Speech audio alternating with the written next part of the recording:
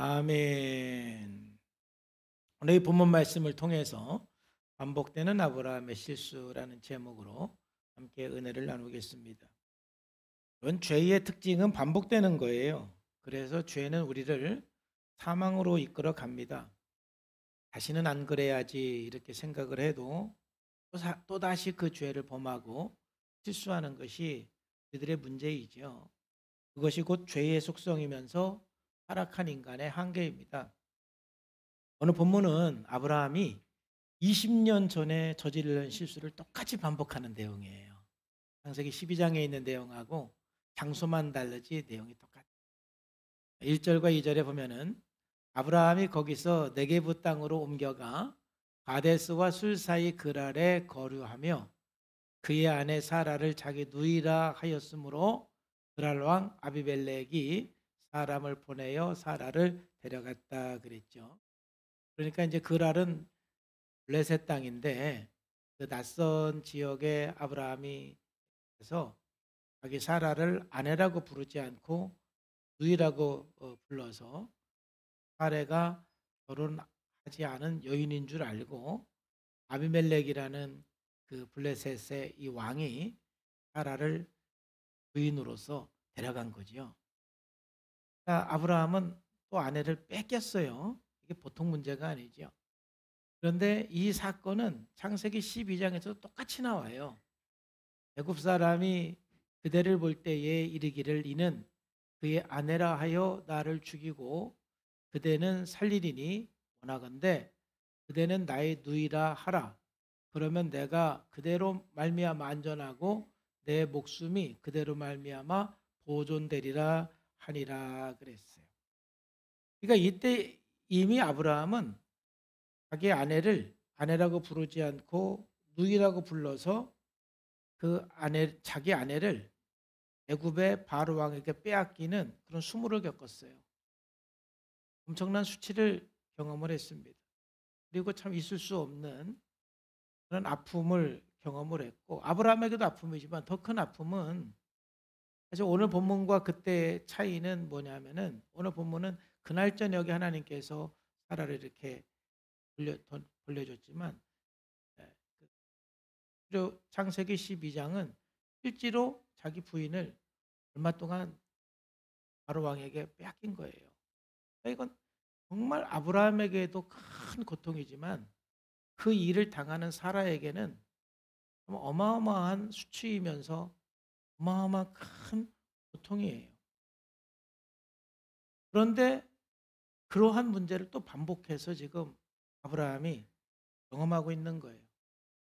한 번 경험했으면 됐지 또 이 큰 트라우마와 같은 이 아픔을 반복해서 경험하는지 모르겠어요. 한편으로 생각하면은 도대체 사라가 얼마나 예뻤길래 지금 90대 가만히 생각해 좀 이해는 안 가요. 인간적으로는. 이해는 안 가는데 어쨌든 얼마나 예뻤길래 그랬는지 모르겠지만은 또 이 사라가 아비멜렉에게 뺏겼어요. 이제 말씀드린 것처럼 감사하게도 이번에는 하나님께서 즉시 해결해 주셨어요. 그날 밤에. 3절 말씀해 보면은 그날 밤에 하나님이 아비멜렉에 현몽하시고 그에게 이르시되 내가 데려간 이 여인으로 말미암아 내가 죽으리니 그는 남편이 있는 여자다. 하나님께서 직접 말씀했어요. 너희 사라 건드리면 너 죽는다. 이 여자는 아내가 남편이 있는 몸이다. 그리고 이제 쭉 4절부터 7절까지는 이 아비멜렉과 하나님 사이에 이제 이렇게 대화가 있거든요. 그러니까 이제 다 듣고 나서 아비멜렉이 너무 놀랐잖아요. 그날 아침에 일찍 일어나 모든 종들을 불러서 그 모든 일을 말하여 들려주니 그들이 심히 두려워하였다 하고 이 사라를 아브라함에게 돌려 보냅니다. 그럼 여러분 오늘 이 사건도 안타까운 사건이지만 우리도 살면서 반복되는 죄를 끊어버려야 됩니다. 반복되는 실수를 우리가 끊어버려야 됩니다.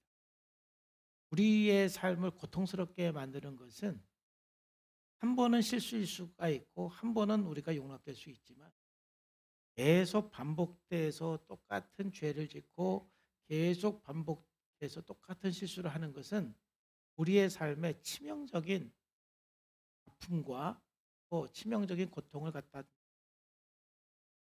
우리가 이 오늘 말씀을 통해서 이 반복적인 실수를 하지 않으려면 우리가 어떻게 해야 되는가?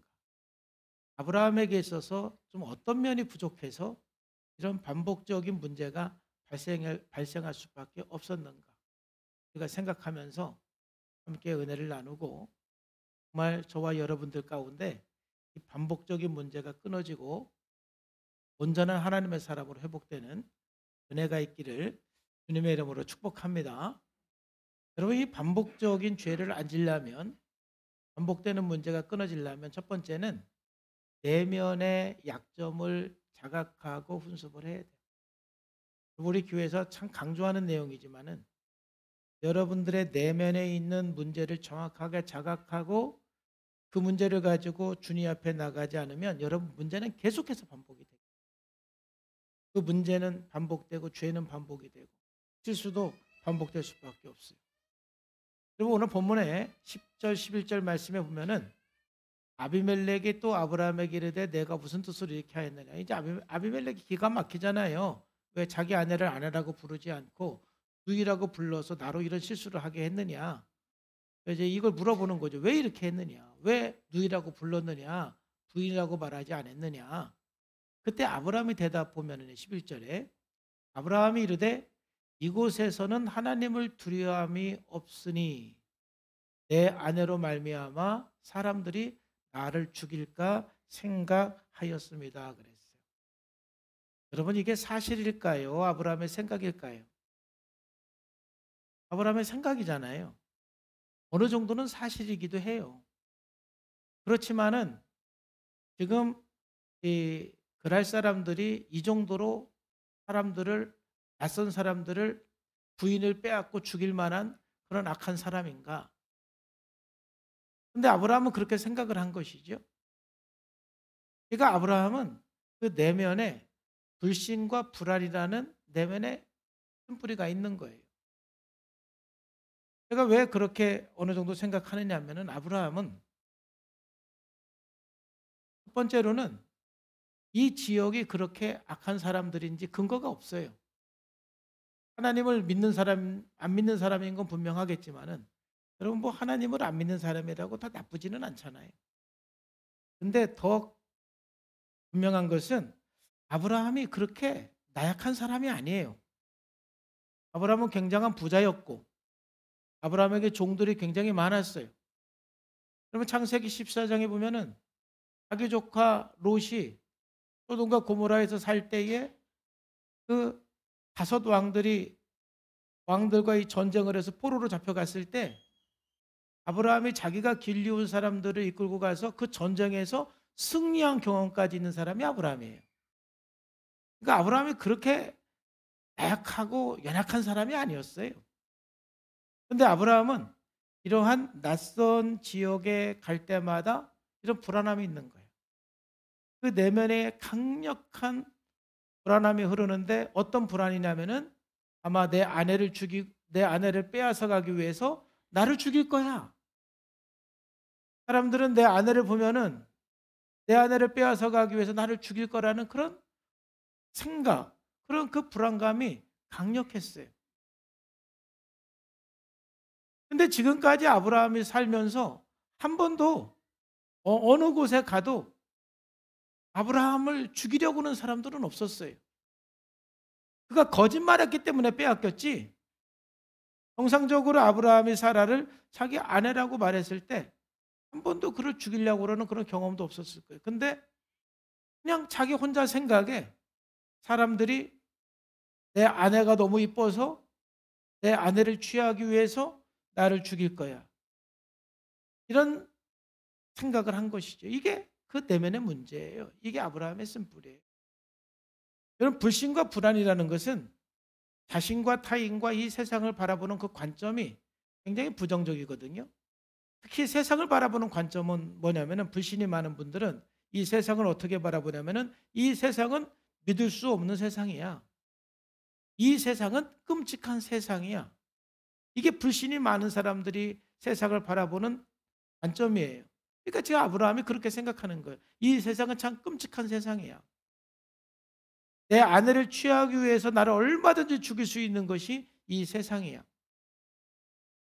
그러한 생각을 가지고 살아가니까 그는 가는 곳마다 자기 부인을 부인이라고 말하지 않고 누이라고 거짓말을 하면서 다녔고, 다른 곳에서는 큰 문제가 일어나지 않았는데 애굽에서 한번 그 거짓말 치다가 아내를 빼앗기는 일을 경험을 했고, 여기 그랄 땅에서 아비멜렉에게 거짓말을 해서 자기 아내를 또 빼앗기는 그러한 사건을 경험을 한 거죠.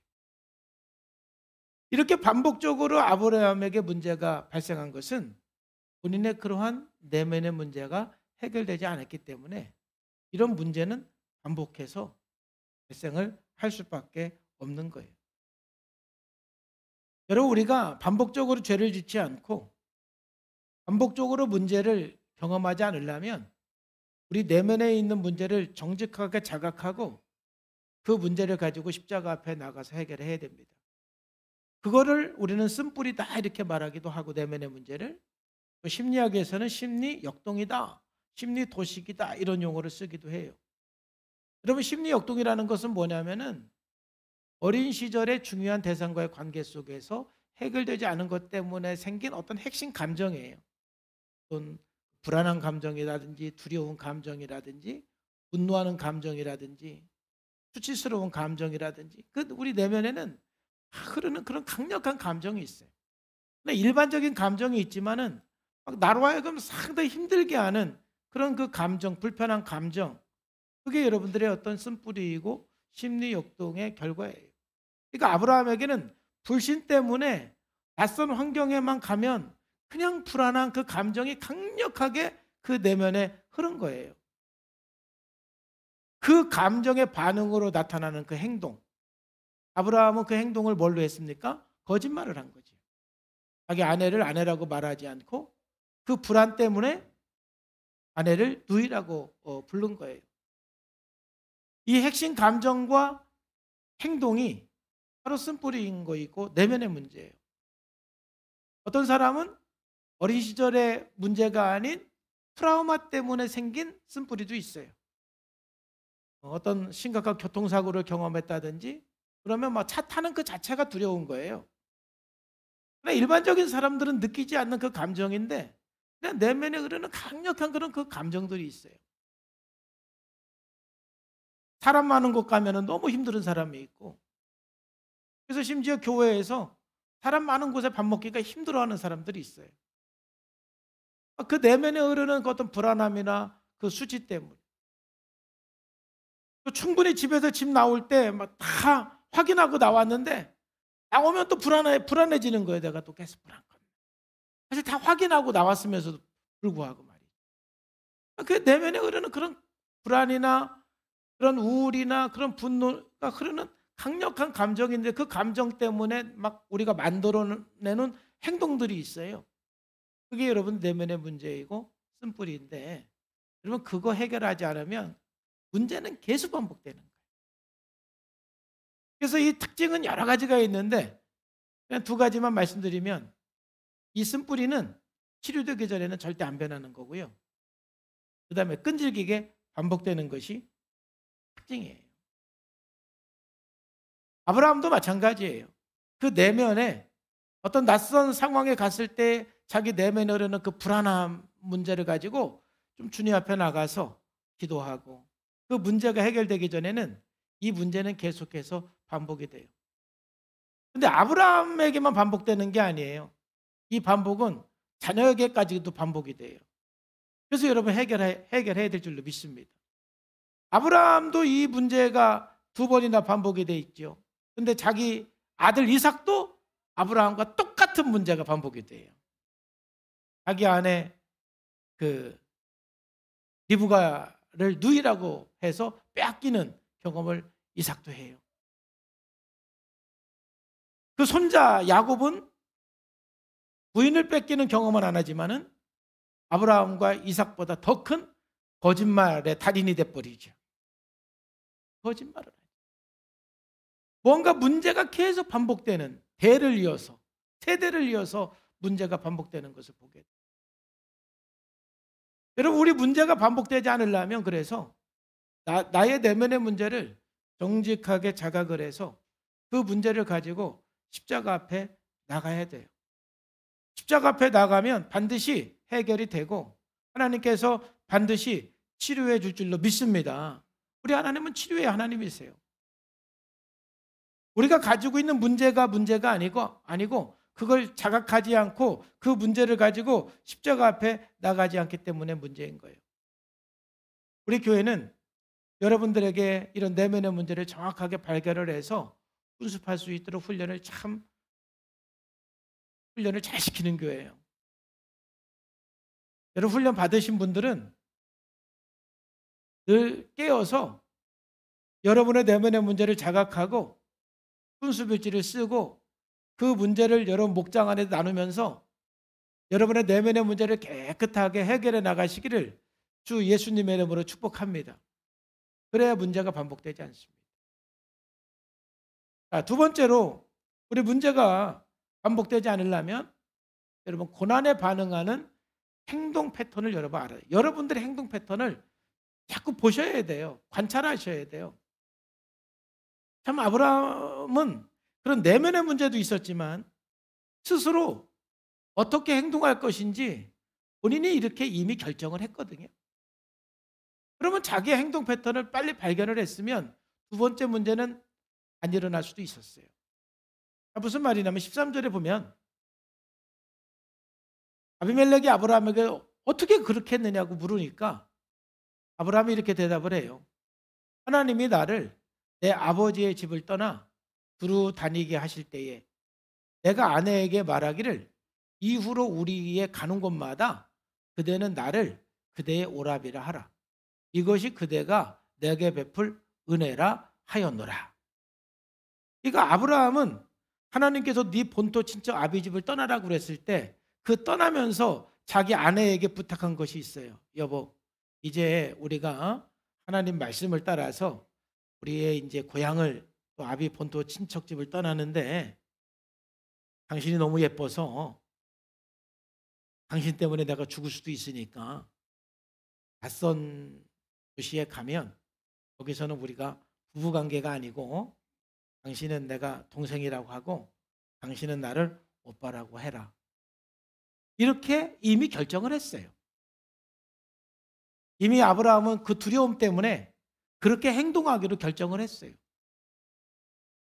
그러니까 그러한 두려운 상황이 오면 아브라함은 자동적으로 그렇게 행동을 하는 것이죠. 아마도 지금까지 낯선 환경에서는 항상 그렇게 행동을 했을 거예요. 근데 그 행동으로 말미암아서 일단 애굽에서 한번 큰 봉변을 당했어요. 자기 아내를 진짜 빼앗겼단 말이에요. 그러면 여러분 생각을 해보세요. 저 같으면 출발할 때 불안해서 그렇게 한 거 이해가 돼요. 근데 그렇게 했더니 결과가 좋았어요? 안 좋았어요? 안 좋았잖아요. 자기 아내를 진짜 뺏겼잖아요. 자기 목숨은 건졌는지 모르겠지만은. 그러면 아브라함이 이건 잘못된 거구나.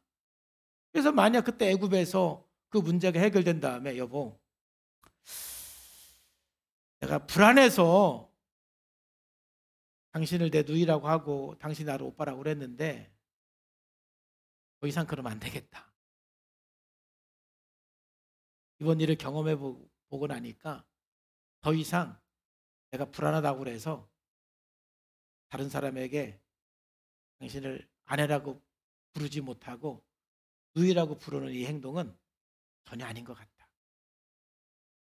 아무리 불안하고 힘들어도 우리는 서로 부부관계로서 사람들에게 분명히 드러내고 그렇게 다니자.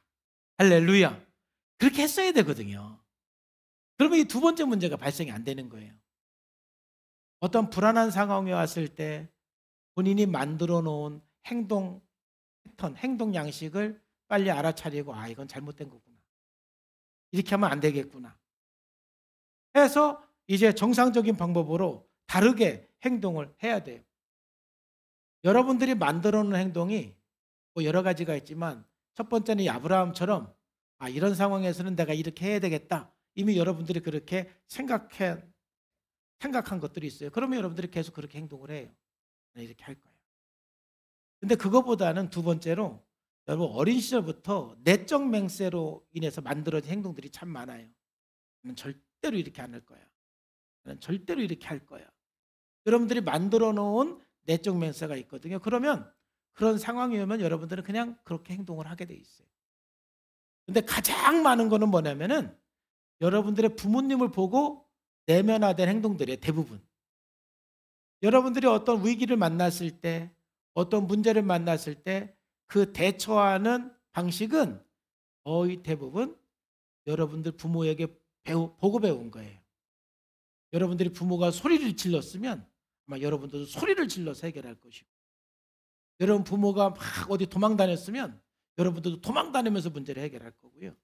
그 여러분들의 부모님의 그 행동이 내면화가 되어서 여러분들이 문제에 대한 여러분들의 행동 양식이 결정이 됐거든요. 그러면 내가 어떤 문제가 발생이 됐을 때, 어떤 위기가 왔을 때 내가 어떻게 행동을 하는가 여러분들이 관찰해서 알아차리셔야 돼요.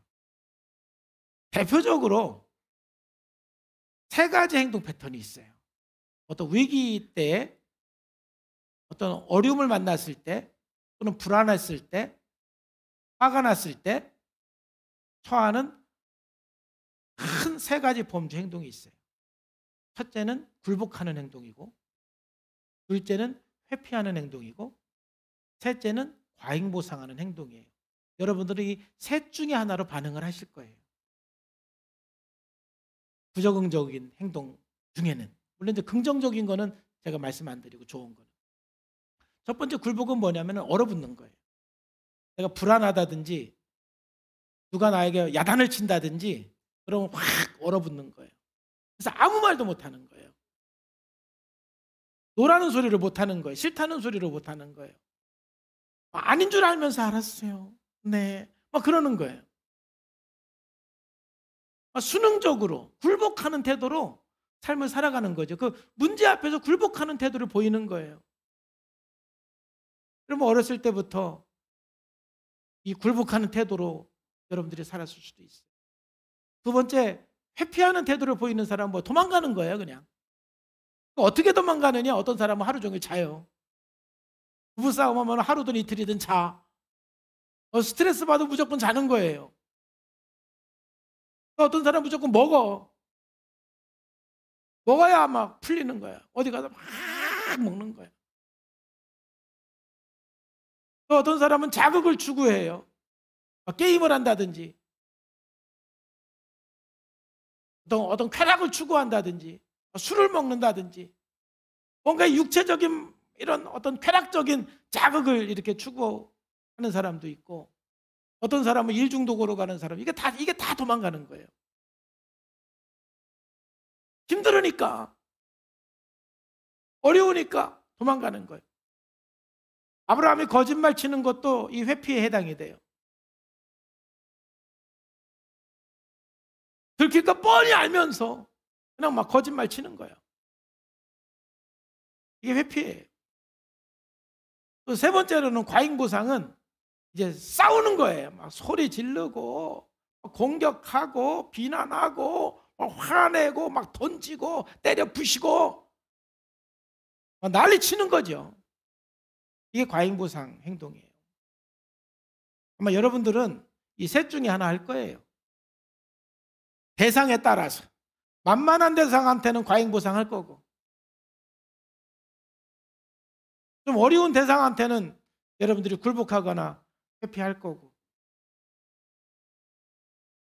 또 굴복하고 회피하다가 또 여러분 뚜껑 열리면 또 과잉보상할 수도 있고. 그러니까 이 세 가지 중에 여러분들이 한 가지 행동 패턴만 갖고 사는 게 아니라 상황에 따라서, 사람에 따라서, 환경에 따라서 여러분 이 세 가지 패턴을 사용을 해서 여러분들이 문제에 대응을 한다 이 말이에요. 그러면 여러분들이 어떤 위기를 만났을 때, 어떤 문제를 만났을 때, 어떤 두려움이나 어떤 분노의 상황이 왔을 때 여러분들이 이 세 가지 중에 어떠한 행동 패턴들이 있는지를 한번 생각을 해보세요. 그럼 그거는 여러분들이 봐도 아니잖아요. 내가 지금까지 이렇게 반응을 했는데 이러지 말아야 되겠구나 하고 그 문제를 가지고 좀 기도하면서 그 행동을 다르게 하시기를 주님의 이름으로 축복합니다. 아니, 아브라함도 애굽에서 한 번 당했으면 됐지. 내가 이거 거짓말 친다고 문제가 해결되는 게 아니구나. 회피한다고 문제가 해결되는 게 아니구나. 정직하게 아내라고 말을 해야 되겠구나.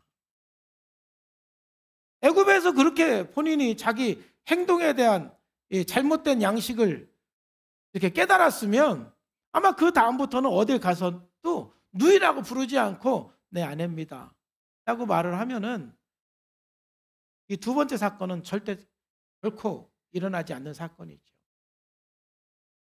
이런 반복적으로 여러분들이 반응하는 행동 패턴을 발견을 해서 그 행동을 바꾸셔야 돼요. 얼마 전에 우리 교회 집사님 중에 한 분도 프로그램 하다가 이렇게 대화 중에 본인의 그 행동 중에는 꼭 아침마다 그냥 자녀들하고 싸우고 남편하고 싸우고 그래서 매일 아침마다 전쟁인 거예요. 그래서 아이들이 학교를 가는데 꼭 엄마하고 싸우고 학교 가는 거예요. 그리고 또 남편도 아내하고 싸우고 직장 출근하는 거예요. 그러면 보세요. 매일 아침마다 그 집의 행동 패턴은 뭐예요? 아침마다 싸우는 게 행동 패턴이잖아요. 물론 누군가가 싸움을 걸겠죠. 뭐 일부러 싸움을 거는 건 아니지만 뭐 아이들이 일어나라고 뭐 일어납니까? 엄마 거기서 또 화나기 시작하죠. 또 빨리 씻으라고 하면 씻습니까? 빨리 밥 먹으라면 밥 먹습니까? 뭐 남편은 아침부터 일어나서 또 잔소리하기 시작하고 그러면 내가 화가 나는 거예요. 그랬을 때 내가 어떻게 반응하는가? 항상 그분은 과잉보상을 한 거지요. 그럼 자녀들에게도 과잉보상하고 남편에게도 과잉보상 방법으로 한 거죠. 그러니까 항상 싸우고 출근하고 싸우고 학교를 가니까 이게 발견이 됐어요. 그래서 저하고 얘기하면서 이제는 이 행동을 바꾸자. 아침마다 싸워서 본인한테 유익한 게 뭐가 있냐. 아이들한테는 뭐가 유익하고 남편에게는 뭐가 유익하겠느냐 하고 본인의 행동을 발견을 했어요. 행동 양식을. 내가 이럴 때 이렇게 과잉적으로 반응을 해서 자꾸 싸움이 일어나는구나. 이거를 발견을 하고 나서 일어나자마자 이제 기도하고요. 정신을 차렸어요. 그리고 이제 내가 아침에 과잉 반응하지 말자. 싸우지 말자. 아이들이 약간 스트레스를 줘도 기도하고 과잉으로 반응하지 말자. 꼭 남편이 잔소리를 해도 내가 과잉해서 반응하지 말자. 이렇게 마음을 먹고 기도하고 아침마다 깨어서 막 새벽 예배하고 막 기도하기 시작했어요. 그렇게 이제 약속을 하고 나서 지난주 수요일까지 한 번도 안 싸웠습니다. 할렐루야. 오늘 또 확인해 볼 거예요. 싸웠나 안 싸웠나. 오늘까지도 한 번도 안 싸웠을 것 같아요. 내가 그 스트레스 상황에서 어떻게 반응하는지를 정확하게 알고 참 이러지 말아야 되겠구나 생각을 할 때 우리는 그 옛 습관을 벗어버리고 옛 행동을 벗어버리고 새 사람을 입어서 성령의 열매를 맺을 수가 있어요. 우리는 불복도 아니고 회피도 아니고 과잉 행동도 아니고 그러면 성령의 열매를 맺어서 살기를 주님의 이름으로 축복합니다. 오직 성령의 열매는 사랑과 희락과 화평과 오래 참음과 자비와 양성과 충성과 온유와 절제니 이와 같은 것들을 금지할 법이 없습니다. 여러분들이 여러분들의 행동 양식을 발견하지 않으면 여러분도 모르게 끊임없이 옛사람의 그 성품, 그 옛사람으로서 형성된 그 행동을 여러분들은 항상 그렇게 하게 돼 있어요. 그건 자동이에요, 자동. 야, 내가 스트레스 상황에서 이렇게 행동을 하고 있구나. 내가 문제 앞에서 이렇게 행동하고 있구나. 그걸 여러분들이 발견하면 다른 방법으로 성령의 열매를 맺을 수 있는 다른 방법을 여러분들이 추구하면서 기도하고 여러분의 행동 패턴을 바꿀 수가 있어요. 우리 그리스도인은 날마다 반복적으로 문제가 발생되는 그 문제 앞에서 여러분들의 행동을 바꿔야 더 이상 그 문제가 반복되지 않습니다. 더 이상 그 실수가 반복되지 않고 자녀들에게도 흘러가지 않습니다. 그래서 우리는 축복의 통로가 될 수가 있습니다. 축복의 통로가 되기를 주님의 이름으로 축복합니다. 마지막으로 아브라함이 계속해서 반복될 수밖에 없었던 문제는 뭐냐면은 이제 믿음으로 사는 훈련을 해야 됩니다. 아브라함은 여전히 지금 믿음으로 사는 훈련을 하고 있는 과정이고요. 우리가 이 불안하고 두려운 이 세상 속에서 반복적으로 실패하지 않으려면 믿음으로 사는 훈련을 해야 돼요. 여러분, 아브라함의 문제는 어디에 시작했어요? 두려움에서 시작했죠.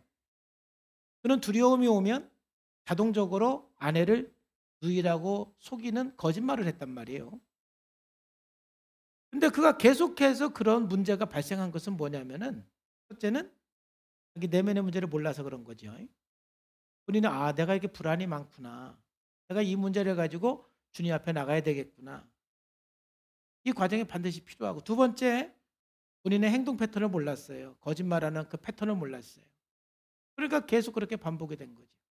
근데 세 번째, 또 한 가지 중요한 것은 아브라함은 뭔가 문제가 오고 불안한 상황이 왔을 때 하나님 앞에 먼저 기도를 하지 않은 거예요.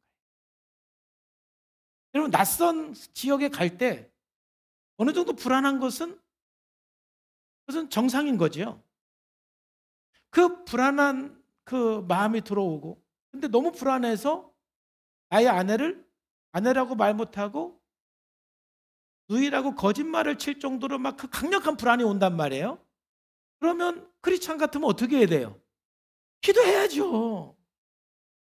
하나님, 나 불안합니다. 기도를 해야 되는데 아브라함이 상황 다 끝나고 기도해요. 상황 다 끝나고. 그리고 그 기도도 사실은 아브라함이 자발적으로 한 게 아니야. 아비멜렉이 기도해달라고 해서 기도한 거예요. 일단 그 내용을 좀 봅시다. 17절에 보면은 아브라함이 하나님께 기도하며 하나님이 아비멜렉과 그의 아내와 여종을 치료하사 출산하게 하셨으니 여호와께서 이왕에 아브라함의 아내 사라의 일로 아비멜렉의 집에 모든 태를 다스셨습니다. 참, 여기 보면은 이 아비멜렉이 무슨 잘못이 있어요? 아브라함이 거짓말 쳐가지고 사례를 내 아내로 달라고 그래서 데려온 거잖아요. 그러니까 사실은 아비멜렉은 큰 잘못이 없죠. 근데 이 말씀 읽으면서 우리가 한 가지 생각할 것은 뭐냐면, 내가 모르고 죄를 졌어도 죄는 열매를 맺힌다. 사실 아비멜렉은 진짜 모르고 한 거예요. 어쩌면 아비멜렉 억울해요. 하나님 앞에 내가 억울하다고 그랬어요. 아비멜렉도. 아니, 아브라함이 누이라고 그랬고 사라도 오빠라고 불렀기 때문에 내가 한 건데 하나님 저를 죽이시면 어떻게 합니까? 하고 이제 사실 아비멜렉이 하나님께 그렇게 말을 하거든요. 그러니까 아비멜렉 입장에서는 굉장히 억울한 거예요. 그러나 아무리 억울해도 죄라는 것은 그 자체가 열매가 있어. 그 자체가. 그래서 아비멜렉이 잘못함으로 말미암아서 모르고 한 거지만 이러한 그 가정에 태문이 완전히 닫히는 그런 문제가 발생을 했어요. 그런데 그 문제에 대해서 아브라함이 기도해 줘서 다 치료가 됐습니다. 할렐루야. 근데 이 모든 그 과정이요, 하나님께서 그렇게 말씀을 해 주신 거예요. 7절 말씀에 보면은 이제 그 사람의 아내를 돌려보내라 그러잖아요. 하나님께서 아비멜렉에게. 그리고 하나님이 아비멜렉에게 아브라함에 대해서 뭐라고 소개합니까? 그는 선지자다 그러는 거예요. 선지자다. 그는 선지자다. 그가 너를 위하여 기도하리니 내가 살려니와. 그는 선지자이기 때문에 아내를 데려다 주면 그가 너를 위해서 기도해 줄 거다. 그러면 너는 산다. 안 죽는다. 치료가 된다. 말씀해 주신 거예요. 그런데 만약 네가 돌려보내지 아니하면 너와 내게 속한 모든 자가 다 죽을 거다. 이 아비멜렉이 얼마나 두려웠겠어요. 그러니까 막 그 아침에 일찍 일어나가지고 사라와 그 또 이 여러 가지 보상금까지 이렇게 챙겨가지고 아브라함에게 가서 그날 저녁에 되어진 일들을 다 얘기하고 어찌 나한테 그렇게 했습니까? 하면서 이제 대화를 하면서 마지막에 아비멜렉이 아브라함에게 뭐라고 그랬겠어요? 기도해 주세요. 선지자님 기도해 주세요. 그랬을 거 아니에요. 당신이 기도해 주면 우리가 산다고 그랬어요. 당신이 기도해 주면 우리가 치료된다고 그랬어요. 기도해 주세요. 그제서야 아브라함이 정신 번쩍 났을 거예요. 그제서야. 하나님께서 먼저 창세기 12장에서부터 너를 저주하는 사람에게는 내가 뭐하고 저주하고 너를 축복하는 사람에게는 내가 축복할 것이라는 그 엄청난 약속을 받았음에도 불구하고 그냥 불안해가지고 거짓말치고 아내 빼앗기고 그랬는데 그 사람이 자기 아내를 데리고 와서 하나님이 이렇게 어제 말씀했습니다. 당신은 선지자랍니다. 당신이 나를 위해서 기도해 주면 우리가 낫습니다. 삽니다 할 때 참 아브라함이 마음이 어떻겠어요? 지금 하나님께서는 사실은 아브라함의 믿음을 지금 성장시켜 주는 거예요. 그렇게 해서 아브라함이 기도해서 그 온 집안 식구들이 다 치유됐을 때 아브라함의 믿음이 또 성장하는 거지요. 이런 실수를 통해서 이런 넘어짐을 통해서 또 믿음이 성장하는 겁니다. 자, 근데 여기서 우리가 꼭 한 가지 기억해야 될 건 뭐예요? 우리가 위기 때에 어떠한 문제가 있을 때 믿음이 없으면 인간적인 방법을 생각할 수밖에 없습니다. 여러분들이 위기 때 기도하지 않으면 인간적인 방법을 사용하는 거예요. 그러니까 아브라함이 좀 먼저 기도했다라면 그 위기 속에서 그 문제 앞에서 아마 먼저 기도했다라면 걱정하지 마. 너를 저주하는 자를 내가 저주하고 너를 축복하는 자는 내가 축복하고 너의 머리카락 하나도 내가 너를 상하게 할 사람 없으니까 걱정하지 마. 염려하지 마. 하나님께서 분명히 말씀하셨을 텐데 기도하지 않으니까 인간적인 방법을 생각해내는 거예요. 창세기 16장에서도 기도하지 않으니까 내 몸에서 자식이 태어나는 게 아니고 그러면 하가를 통해서 하나님께서 자식을 줄 것인가? 하고 인간적인 방법을 자꾸 생각해내는 거예요. 여러분 인간적인 방법이 다 나쁜 건 아니죠. 하나님께서 우리들에게 지혜를 주시고 또 우리들에게 이성을 주셨기 때문에 여러분들의 지식과 이성을 통해서 적절하게 문제를 해결해 가는 것도 우리들에게 필요합니다. 그러나 여러분 정말 위기 때에 어려울 때는 먼저 기도하고 하나님 앞에 나가시기를 주님의 이름으로 축복합니다.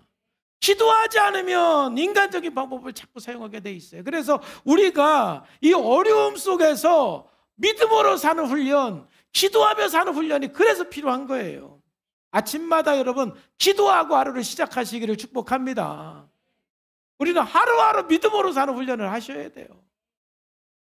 아브라함처럼 우리도 수많은 문제를 만나고 수많은 어려움들을 우리들이 만나게 되는데 아브라함이나 우리나 똑같아요. 믿음으로 살지 않고 기도하지 않고 살면은 인간적인 방법을 생각해낼 수밖에 없어요. 그리고 그 인간적인 방법이라는 게 뭐 별거 있습니까? 아까 본 세 가지 그 방법밖에 없어요. 사실은 싸우든가 굴복하든가 회피하든가.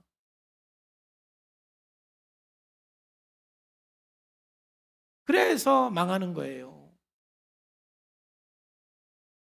그래서 우리가 이 세상에서 살면서 정말 우리들이 반복적으로 문제를 경험하지 않고 죄를 짓지 않으려면 철저하게 믿음으로 사는 훈련을 하셔야 돼요. 이사야서 41장 10절 말씀에서도 두려워하지 말라 내가 너와 함께 함이니라. 놀라지 말라. 나는 내 하나님이 됨이니라. 내가 너를 굳세게 하리라. 참으로 너를 도와주리라. 참으로 나의 오른손으로 너를 붙들리라.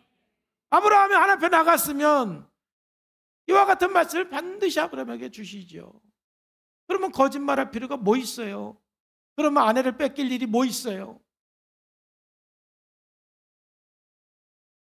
이건 아브라함의 문제가 아니라 저와 여러분의 문제예요. 우리들도 똑같은 경험들을 하고 사는 거예요. 똑같은 실수를 하고 사는 거예요. 믿음으로 살지 않으면 별거 없습니다. 하나님이 우리를 도와주시고, 하나님이 우리를 굳세게 해주시고, 하나님이 우리를 붙들어 주시고, 하나님이 우리를 지켜주실 줄로 믿습니다. 그래서 갈라디아서 2장 20절에서도 이제 우리가 사는 거는 믿음으로 사는 거예요. 믿음으로 살 것이냐, 내 생각으로 살 것이냐. 내가 그리스도와 함께 십자가 못 박혔나니 그런즉 이제는 내가 사는 것이 아니요 오직 내 안에 그리스도께서 사시는 것이라. 이제 내가 육체 가운데 사는 것은 나를 사랑하사 나를 위하여 자기 자신을 버리신 하나님의 아들을 믿는, 어디에서 사는 것이라? 믿음 안에서 사는 것이다. 우리는 믿음으로 사는 거예요. 하루하루. 믿음이 없이는 살 수 없는 세상입니다. 지금 어떻게 삽니까? 두려워서, 불안해서. 인간적으로 아무리 생각해도 답은 안 나와. 제 문제도 그래요. 제가 보면은 뭔가 힘든 문제가 있으면 내가 아무리 생각해도 답은 없어요. 기도해야 답이 나옵니다. 그리고 믿음으로 사는 거예요. 저는 그래서 우리가 신앙생활하면서 여러분 공동체가 참 중요합니다. 왜요? 이 믿음 성장은 공동체 안에서 이루어지는 거예요. 여러분 개인적으로 믿음이 성장하지만 결국 우리 믿음은 공동체 안에 성장한다. 에베소 4장 16절 다 같이 시작. 그에게서 온몸이 각 마디를 통해서 도움을 받음으로 연결되고 결합되어 각 지체의 분량대로 역사하여 그 몸을 자라게 하며 사랑 안에서 스스로 세우. 우리 믿음은 어디서 성장하고 자라느냐면은 공동체 안에서 자라는 거예요. 우리가 믿음이 자라기 위해서 무엇보다도 먼저 하나님의 말씀을 듣는 것은 가장 중요하죠. 왜? 믿음은 어디서 나기 때문에? 들음에서 나기 때문에. 그러나 여러분들이 들은 말씀을 가지고 공동체 안에서 나눌 때 거기서 믿음이 성장해 가는 거예요. 여러분들이 주일날 들은 말씀을 가지고 서로 공동체 안에서 나누고, 또 여러분들 내면의 문제와 여러분들의 행동 양식을 가지고 십자가 앞에 나가서 기도한 그런 내용들을 여러분 공동체 안에서 나눌 때 거기서 도전받고 또 격려받고 또 가끔 찔리기도 하고 또 서로 기도해주고 서로 밀어주고 이끌어주면서 거기서 우리의 믿음이 성장해 나가는 거예요. 우리 교회 이 목장들 보면은 서로 힘들고 어려울 때 같이 기도해주고 같이 울어주고 같이 이렇게 하나님 앞에서 무릎 꿇고 나가는 그런 모습들을 보면 참 제가 보기에 참 아름다워요. 그 속에서 우리 믿음이 자라가는 거예요. 왜냐하면 혼자 내 믿음을 지킨다는 게 때로는 너무 어려워요. 그러다 보니까 나도 모르게 기도보다 믿음보다 자꾸 내 생각이 앞서고 내 경험이 앞서고 그래서 또 무너지고. 근데 내 경험과 생각을 앞서려고 그러는데 공동체 안에서 같이 기도해주고 같이 하나님 바라보니까 믿음이 성장하는 거예요. 사람이 너무 힘들 때는 기도할 힘도 없잖아요. 어떤 때는 속으로는 지금 내가 기도해야 되고 하나님 앞에 나가야 된다고 알면서도 그렇게 못하는 사람이 있어요. 너무 힘들으니까. 그래서 공동체가 필요합니다. 우리 교회 안에서, 우리 공동체 안에서 믿음이 성장해야 됩니다. 아브라함도 지금 하나님께서 그 믿음을 훈련시키는 중에 있습니다. 아브라함이 아직은 믿음이 연약해서 하나님의 약속보다 환경이 먼저 보이는 거죠. 만약 하나님의 약속이 먼저 보이면 두려울 게 뭐가 있습니까? 창세기 12장 2절에 그렇게 강력한 약속을 받았는데, 근데 그 약속보다는 환경이 먼저 보이니까 자기도 모르게 거짓말하는 거예요. 불안하니까. 그리고 아내를 빼앗기는 그런 아픔을 경험하는 것이죠. 살아가는 성도 여러분, 정말 우리들이 살아가면서 넘어지지 않고 실수하지 않고 살면 얼마나 좋습니까? 그러나 정말 우리가 반복적인 죄, 반복적인 실수는 하지 말고 살기를 주님의 이름으로 축복합니다. 계속 반복적으로 우리가 실수하고 죄를 짓게 되면 그게 우리 인생의 치명적이 될 수가 있어요. 그러기 위해서는 우리가 이 세 가지가 여러분들에게 정말 중요합니다. 이 세 가지 중에 한 가지라도 빠지면 안 되는 것 같더라고요. 많이 생각을 해보니까. 첫 번째가 뭐였어요? 철저하게 여러분들을 막 그렇게 죄로 빠지게 하는 내면의 문제를 발견해야 돼요. 그리고 여러분들이 만들어 놓은 여러 가지 행동 양식들, 패턴들, 어렸을 때부터 만들어진 행동 패턴.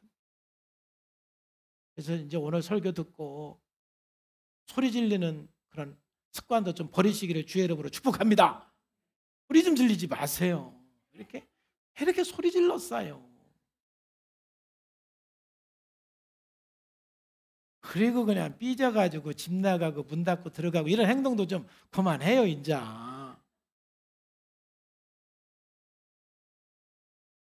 할렐루야. 자기가 지금 어떤 짓을 하고 있는지 좀 봐요, 좀.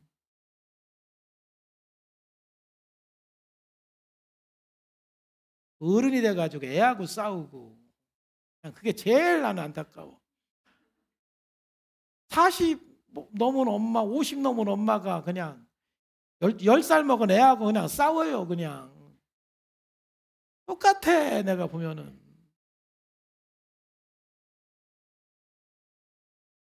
할렐루야. 바꿔, 좀. 그리고 정말 이제 믿음으로 사는 훈련을 하셔야 돼요. 왜냐하면 아무리 첫 번째, 두 번째를 훈련을 해도 내가 믿음이 있어야 첫 번째, 두 번째가 되는 거지. 하나님과 관계 없고 믿음이 없으면 첫 번째, 두 번째 아무리 해도 한계가 있어요. 결국 우리는 믿음으로 사는 훈련을 하셔야 돼요. 그럴 때 우리는 끊임없이 성장해 나가고 회복해 나가면서 온전한 사람으로, 정말 믿음의 조상으로 축복의 통로가 되고 축복의 시작이 되는 저와 여러분의 삶이 될 줄로 믿습니다. 기도하겠습니다. 하나님 아버지, 감사합니다. 오늘도 주님께서 말씀하셔서 이렇게 아버지 앞에 나오게 하시고 함께 말씀을 나누게 하심을 감사합니다. 오늘 아브라함의 똑같은 이러한 문제가 발생되는 것을 보면서 많은 생각을 합니다. 그런데 우리도 마찬가지로 늘 똑같은 죄를 범하고 똑같은 실수를 하고 똑같은 문제를 경험하면서 살고 있습니다. 철저하게 우리 내면을 보고 또 우리가 만들어 놓은 행동 양식들을 분별하고 믿음으로 살아가는 훈련을 해서 우리가 온전한 사람으로 회복되어서 하나님께서 아브라함에게 주신 그 축복, 복의 근원이 되는 복, 축복의 시작이 되는 복을 받아서 나로부터 우리 모든 자녀들에게, 우리 모두 후손들에게 축복의 시작이 되는 삶이 되게 하여 주옵소서. 예수님의 이름으로 기도하옵나이다.